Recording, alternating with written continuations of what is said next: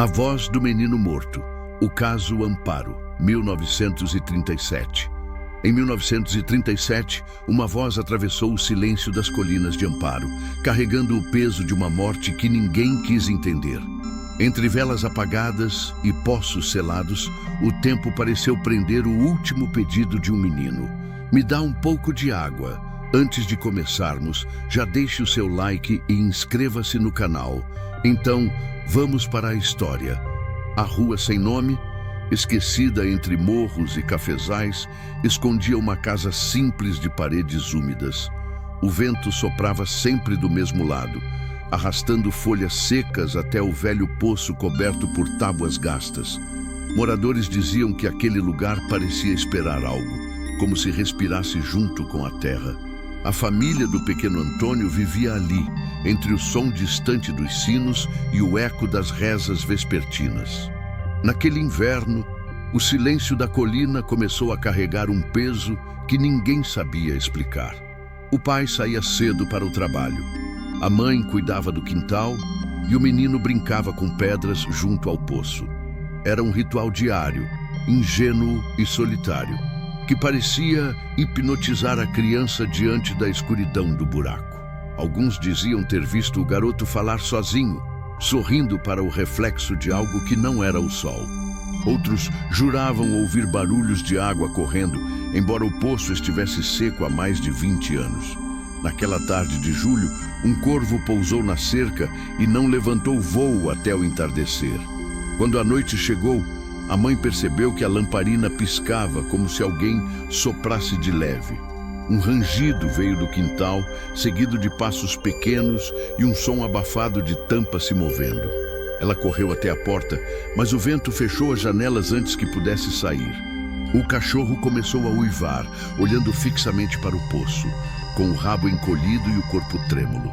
Nenhum som humano respondeu, apenas o farfalhar das folhas e o bater compassado do balde vazio.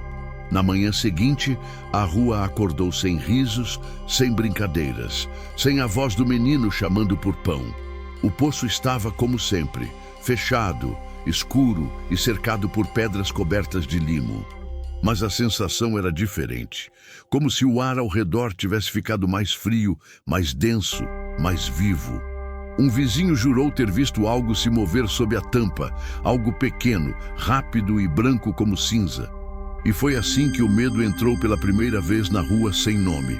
Antônio era conhecido por carregar sempre um balde pequeno de ferro, herança do avô que cavara o poço. Nos dias quentes, fingia buscar água, embora todos soubessem que ali não havia mais uma gota. Dizia sentir o cheiro de terra molhada, um perfume antigo que subia das pedras rachadas. Os adultos sorriam, achando graça, sem perceber o arrepio que o garoto sentia ao olhar para dentro. E naquele 15 de julho, o jogo da sede se tornaria o fim do silêncio. A mãe, ocupada com as roupas no varal, ouviu o tinido do balde arranhando o chão de pedra. Chamou o filho 2 vezes, sem resposta. Chamou uma terceira, e o eco pareceu responder por ele. Quando se aproximou, o vento levantou o lençol branco, cobrindo sua visão por alguns segundos. Ao baixar o pano, o balde estava caído e girava devagar, riscando o pó seco ao redor do poço. O som metálico se repetia, como se alguém ainda o segurasse lá embaixo. Os vizinhos correram ao ouvir o grito, mas encontraram apenas o balde, o vento e o eco do próprio nome. O pai chegou horas depois, cavando o chão com as próprias mãos até tocar o vazio e o desespero. Nenhum corpo, nenhuma marca, nenhum indício de queda. Só o cheiro forte de ferro e cinza. A polícia veio com cordas, lanternas e medo, muito medo de olhar o que o sol já havia esquecido. E, mesmo ao puxarem o balde, o peso parecia maior do que a água poderia ter sido um dia. À noite, o poço foi coberto novamente, mas ninguém dormiu. Nem os vivos, nem os mortos. As lamparinas ardiam fracas, como se o ar se recusasse a sustentar qualquer chama. A mãe repetia o nome do filho em sussurros, cada vez mais baixos, cada vez mais trêmulos. E do lado de fora, o vento parecia repetir a mesma palavra, água, até o amanhecer. Na manhã seguinte, o corpo do menino foi encontrado de bruços, ao lado do poço. O corpo foi encontrado por um lavrador ao nascer do sol, imóvel, mas sereno, como se dormisse. A pele pálida trazia um brilho acinzentado e as mãos estavam cobertas de uma poeira fina, como cinza. Nenhum ferimento, nenhuma marca de luta, nenhum sinal de afogamento, apenas silêncio. A polícia anotou o óbvio, sem sinais de violência. O padre murmurou, sem sinais de Deus. E o vento que passava pelo quintal fazia o balde ranger, marcando o compasso da morte. O delegado local, homem cético, ordenou que o corpo fosse levado ao pequeno necrotério municipal. Durante o transporte, os cavalos empacaram 3 vezes, como se algo invisível bloqueasse o caminho. As crianças seguiam o cortejo em silêncio, segurando flores murchas e cruzes improvisadas. A mãe, em choque, apenas repetia que o menino tinha sede e que ninguém havia lhe dado água. A frase ecoava, confusa e fria, entre os telhados e o murmúrio das rezas que vinham da praça. No necrotério, o médico notou um detalhe que ninguém quis registrar. O corpo exalava cheiro de fumaça. As unhas estavam escuras, como se houvessem tocado carvão ou cinza recém-queimada. Mas não havia fogo, nem queimaduras, nem brasas, apenas o calor residual de algo ausente. As anotações foram guardadas em uma gaveta que nunca mais foi aberta. E naquela noite, o médico jurou ter ouvido batidas leves no vidro da janela do necrotério. O relatório final foi sucinto, burocrático e frio. Causa provável, acidente. Mas nos registros não constava o mais estranho. O corpo estava completamente seco. Nem suor, nem lágrimas, nem umidade. Apenas pele fria, como pedra deixada à sombra. Ao amanhecer, o médico encontrou o balde do garoto encostado na porta do necrotério. E dentro dele, repousava uma pequena poça de água cristalina, que ninguém conseguiu explicar.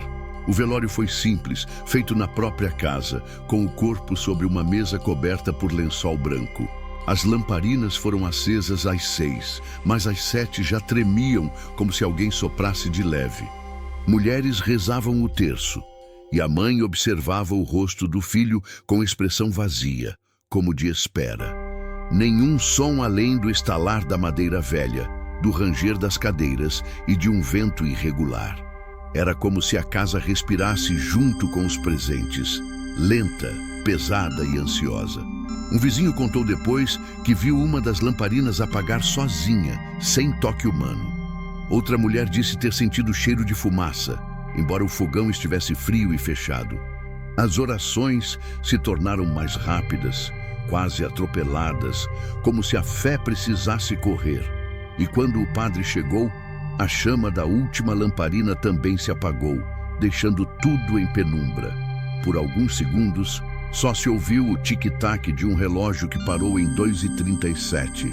O padre aproximou-se do corpo com uma vela, e a chama vacilou quando tocou o ar diante do rosto. Ele recuou sem entender, sentindo um frio que subia do chão até o pescoço, como uma onda invisível. O menino parecia ter mudado de expressão, o que ninguém ousou comentar. A mãe desmaiou, o terço escapou das mãos e rolou até o canto da sala, parando ao pé do caixão. E nesse instante, o vento voltou, vindo de dentro, não de fora da casa. Os homens fecharam portas e janelas, mas o ar seguia circulando, frio e úmido, como respiração contida. Um dos presentes jurou ter ouvido um estalo vindo da direção do poço, distante no quintal. O padre terminou o ritual às pressas, prometendo voltar de manhã para a bênção final. Quando todos saíram, a lamparina acendeu sozinha, uma chama fraca, azulada e imóvel. E por um instante, alguém jurou ouvir uma voz infantil, calma, dizendo apenas, "Tô com sede." Na madrugada seguinte ao velório, A mãe acordou com o som de passos leves pelo corredor. Pensou ser o vento, mas o som parou diante da porta e ficou ali, imóvel, por longos segundos. Chamou o nome do filho sem perceber, e o ar da sala pareceu se mover em resposta. As cortinas inflaram para dentro, como se alguém respirasse próximo da janela. E então ela ouviu, fraco, infantil e nítido: "Tô com sede, mãe." O grito rompeu o silêncio e acordou metade da rua, mas ninguém viu nada, apenas janelas batendo. A mulher tremia, jurando que reconhecera a voz, o tom e até a respiração do menino. O padre voltou à casa, cruzando o portão com o rosto pálido e o terço entre os dedos. Rezou em latim, aspergiu água benta, mas a água evaporou antes de tocar o chão. Disse apenas: "A alma não aceita descanso quando a verdade foi escondida." Nos dias seguintes, copos de vidro estouravam sozinhos na cozinha e as lamparinas falhavam às 3. O cachorro, antes inquieto, agora dormia diante do poço, como se guardasse um segredo. A mãe deixou um copo d'água ao lado da cama e, pela manhã, o encontrou vazio. Os vizinhos começaram a evitar a rua, alegando ouvir vozes infantis ao entardecer. E a pequena casa na colina passou a ser chamada de "a casa que respira sede." O delegado, descrente, registrou os fatos como histeria coletiva e mandou lacrar o poço novamente. Mas naquela mesma noite, o som voltou, repetindo o chamado como uma canção quebrada. "Tô com sede, mãe."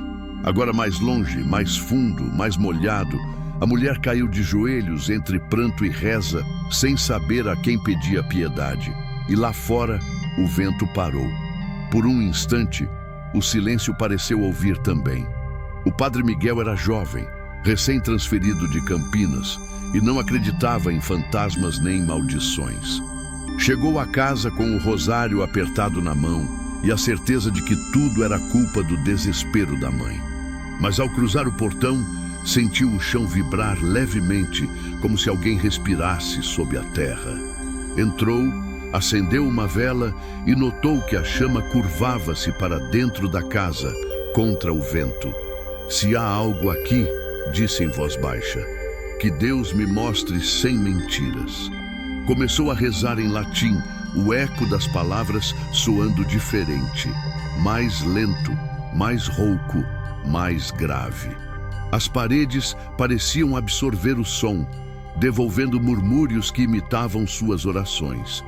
A mãe observava de longe, os olhos marejados, repetindo o nome do filho entre os suspiros.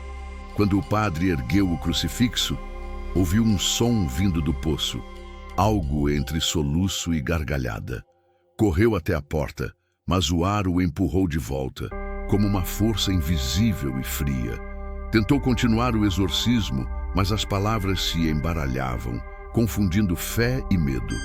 O terço que usava no pulso estalou e caiu ao chão, as contas rolando até o pé da mãe ajoelhada. A lamparina piscou e, por um instante, o rosto do menino pareceu refletir no vidro da janela. Padre Miguel silenciou. O suor corria pelo rosto e as mãos tremiam como se segurassem fogo. Disse apenas: "Não é demônio, é alguém pedindo por algo que nunca recebeu." Saiu da casa em silêncio, sem olhar para trás, o crucifixo escondido sob o manto. Na manhã seguinte, confessou ao bispo que o mal não estava ali, estava naquilo que esconderam. Nunca mais celebrou missa em Amparo e morreu anos depois, mudo, olhando fixamente para a parede. Dizem que em seus últimos dias movia os lábios em sussurro, repetindo as mesmas 3 palavras. E quem cuidava dele jurava ouvir nitidamente: "Tô com sede." O poço permanecia selado com tábuas e correntes, como se quisessem prender o passado sob a terra. Mesmo assim, quem passava ao entardecer dizia ouvir sons vindos do fundo, gotas que não existiam. As pedras úmidas pareciam pulsar, e o ar ao redor ficava mais denso, cheirando a ferro e chuva antiga. O novo delegado, descrente, mandou retirar a tampa para provar que não havia nada. Mas quando o ferro tocou a madeira, o vento soprou para dentro, não para fora. Ao removerem as tábuas, encontraram o interior completamente seco, sem limo, sem umidade, sem vida. Mesmo assim, o som da água continuava. Um gotejar ritmado, constante, impossível. Um dos ajudantes jogou uma pedra e esperou pelo eco, mas nada retornou.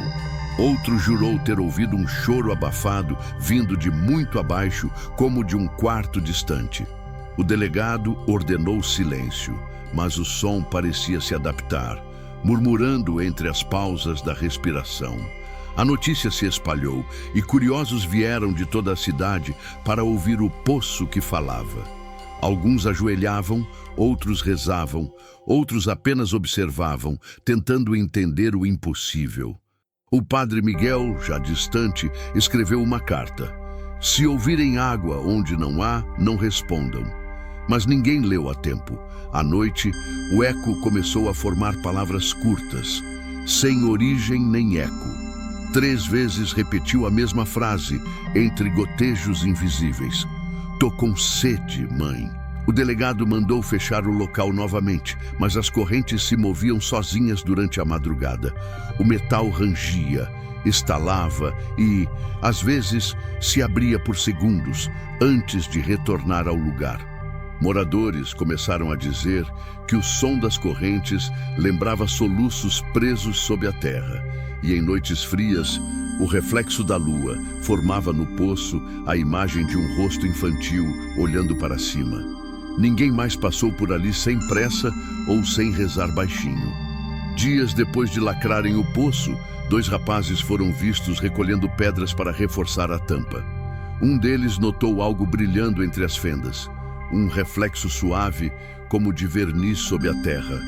Usando uma vara, tentaram puxar o objeto e o que emergiu não era pedra, mas madeira pintada.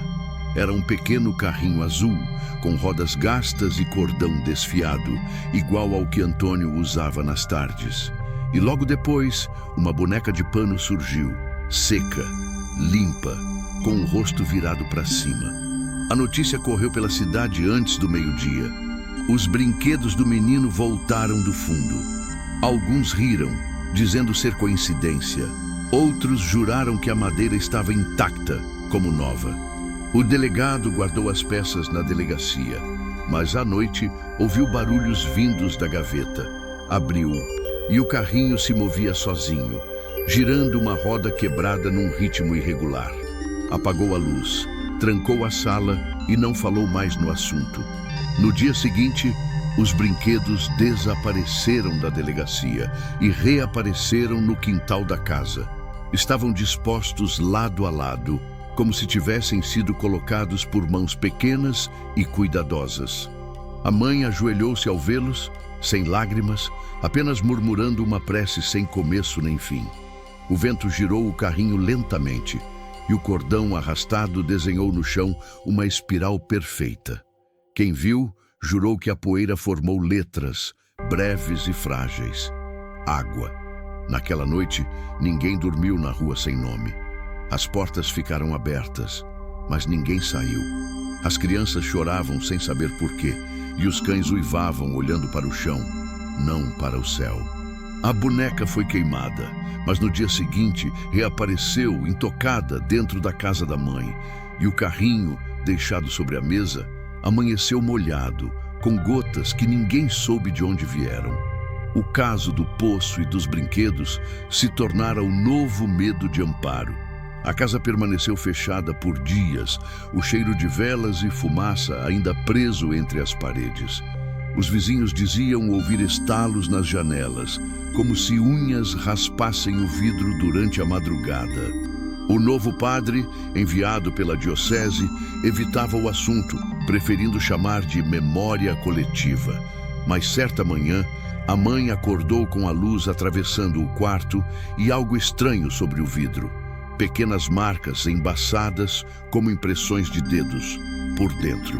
O vidro foi limpo, benzido e coberto com pano, mas ao entardecer, as marcas voltaram, maiores.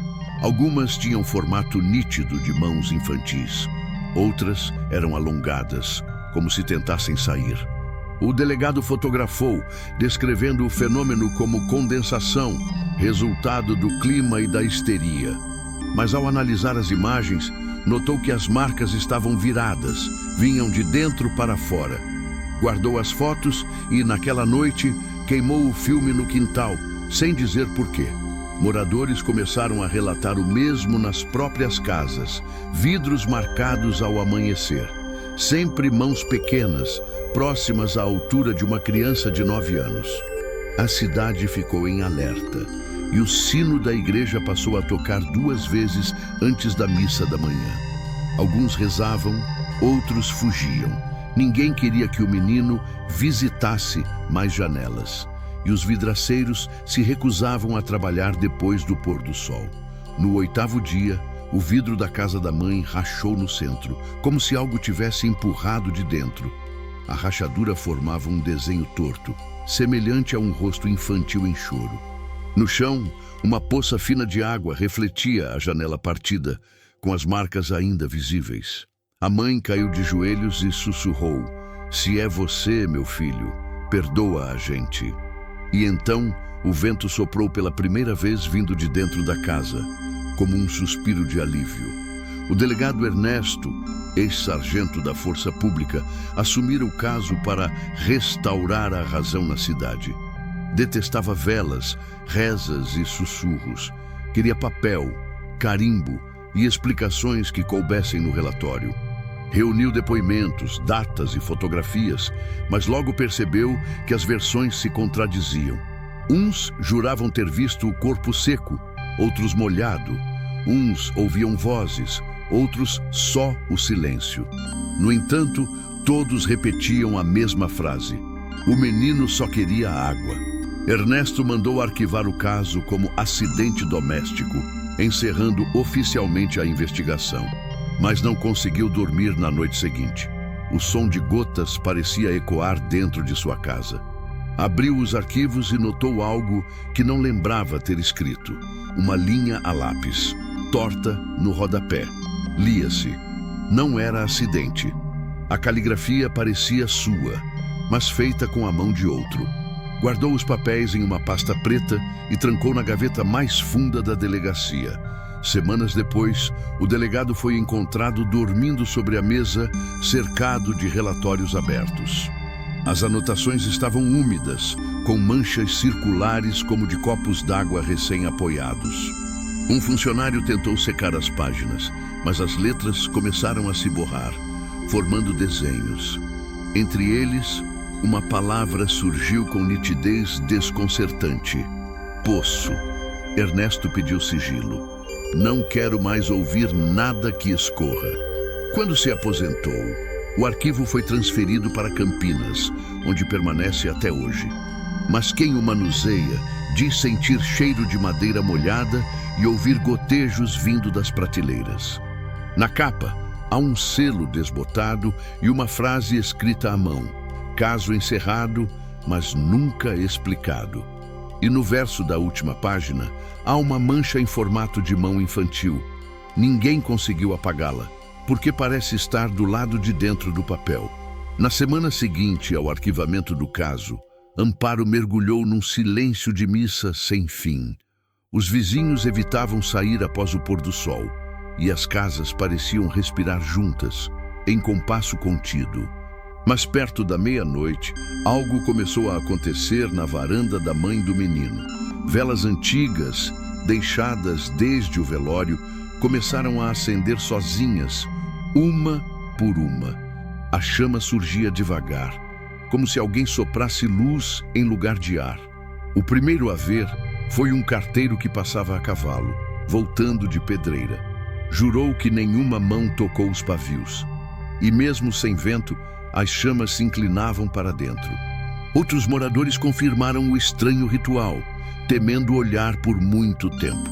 E todas as vezes que as velas ardiam, o som de água gotejava da beira do telhado seco.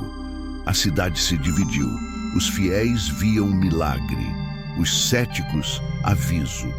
Um fotógrafo do jornal local tentou registrar o fenômeno, mas o filme saiu completamente preto.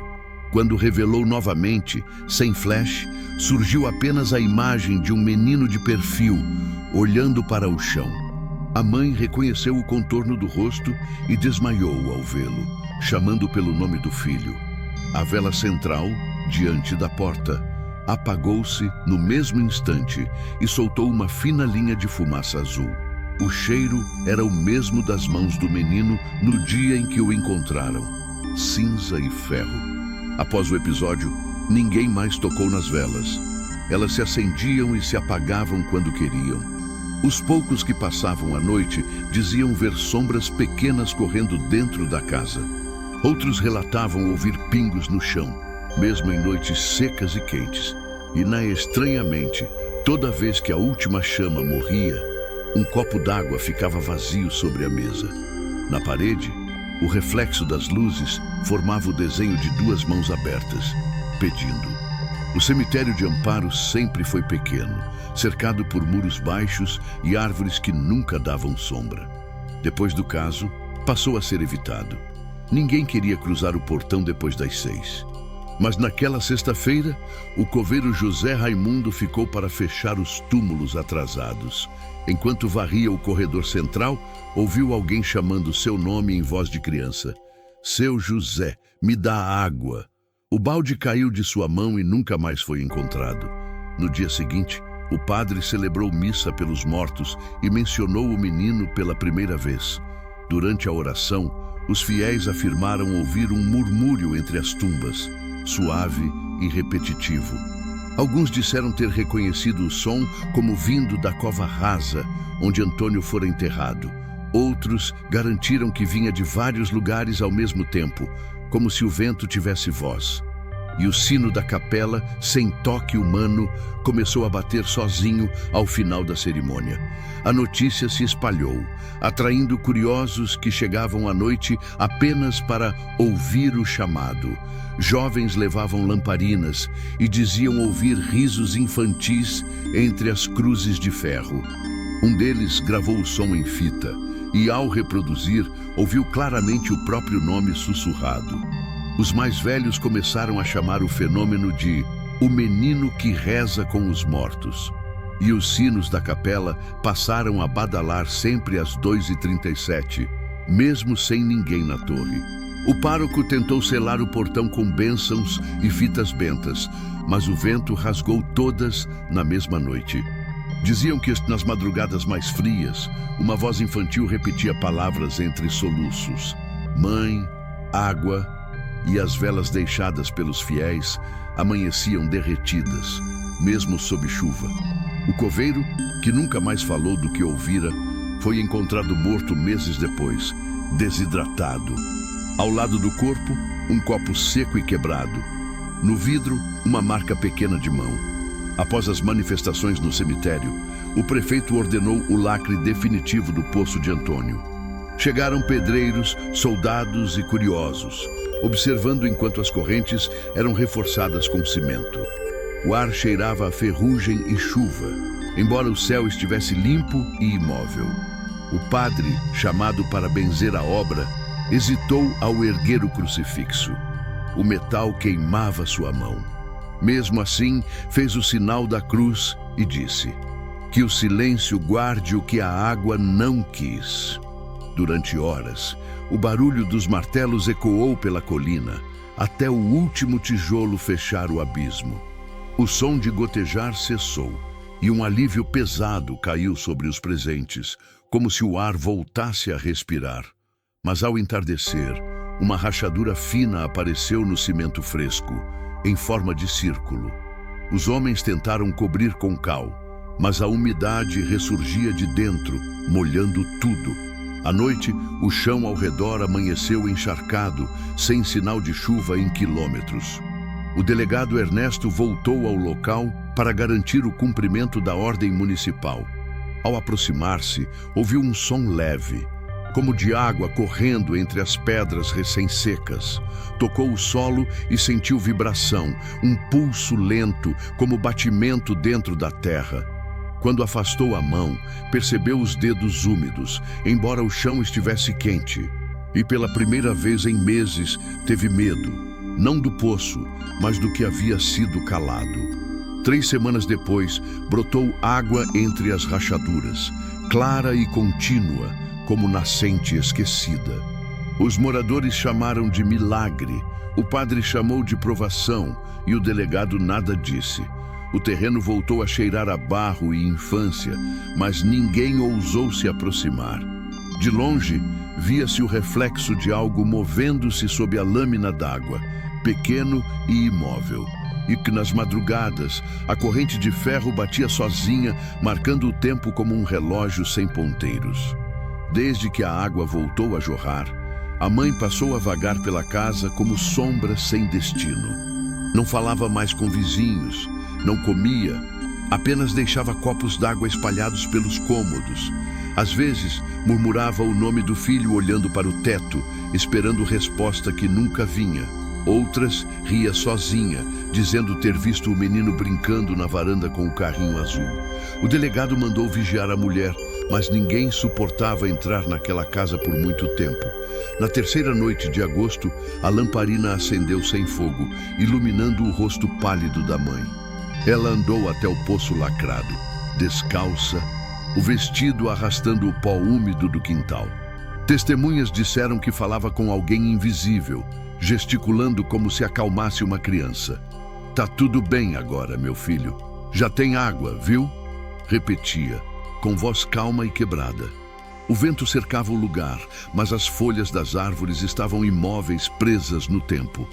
Horas depois, os vizinhos a encontraram caída, os lábios secos e as mãos úmidas como chuva. No chão, o balde antigo, o mesmo de Antônio, repousava cheio até a borda, reluzindo na penumbra. O padre chegou em silêncio, cobriu o corpo e ajoelhou-se sem dizer uma palavra. No rosto da mulher, um leve sorriso e nos olhos, o reflexo do brilho da água. Ninguém soube dizer de onde o líquido vinha, nem por que era tão claro. Durante o enterro, o céu permaneceu cinza e o som das pás misturava-se ao de gotejos invisíveis. Os fiéis rezavam, mas o padre apenas observava, com as mãos cruzadas sobre o peito. Antes de fechar o caixão, um dos ajudantes jurou ter ouvido um sussurro saindo da boca da falecida. Aproximou-se, incrédulo, e ouviu com nitidez: "Ele pediu perdão."